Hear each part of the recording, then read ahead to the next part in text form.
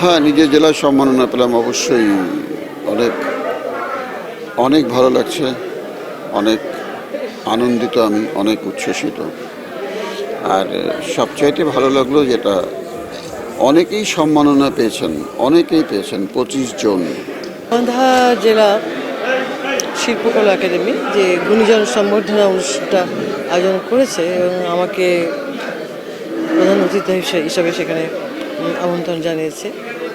পুরো ব্যাপারটা আমার কাছে অনেক সম্মানজনক মনে হচ্ছে, কারণ এখানে এই যে 25 জনকে গুণীজন সম্বর্ধনা দেওয়া, এটা চারটেখানের বিষয় না। দেখলাম যে অনেক বড় একটা কাজ তারা এত সুন্দর করে করলো, যেটা আমার জন্য ব্যক্তিগতভাবে আমি খুব আনন্দের বিষয় ছিল আমার জন্য।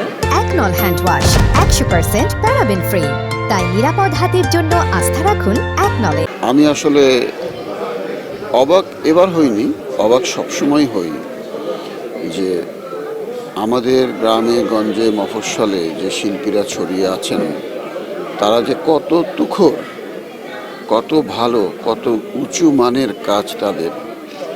দুঃখ হচ্ছে মানে দেশের সব মানুষ তাদের এই প্রতিভার খবর 16 আনা জানলো না।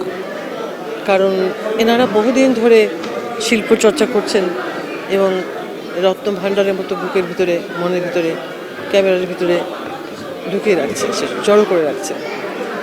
আর জেলা শিল্পকলা একাডেমি সেটাকে স্বীকৃতি দিচ্ছে সবার সামনে হাজির করে, এবং এইটা দেখে নতুন জেনারেশনের উদ্বুদ্ধ হওয়া উচিত, অবশ্যই উচিত।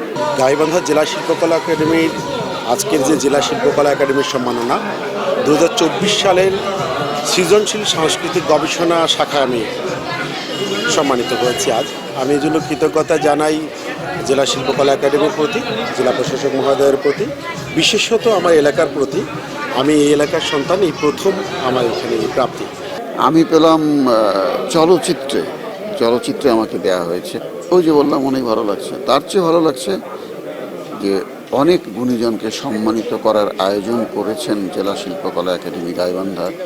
এটা আমি নিজে সম্মানিত হওয়ার চাইতে যাদেরকে সম্মানিত করেছেন এই বিষয়টিতে আমি অনেক আনন্দিত।